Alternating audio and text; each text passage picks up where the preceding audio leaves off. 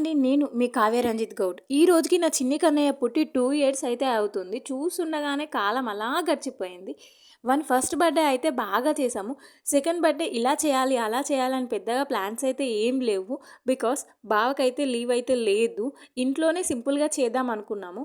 Morning మేము మా పిల్లలైతే రెడీ అయ్యి ఇంట్లో పూజ చేసుకొని పక్కన ఉన్న శ్రీ కుందా సత్యనారాయణ స్వామి టెంపుల్ అదేనండి మన సురేంద్రపురికి వెళ్ళాము.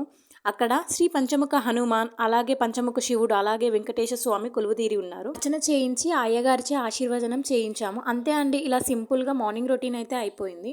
అందరి బ్లెస్సింగ్స్ మా కన్నయ్య మీద ఉండాలని కోరుకుంటున్నాను. ఇంటికి వచ్చాక బావ అయితే డ్యూటీకి వెళ్ళిపోయాడు.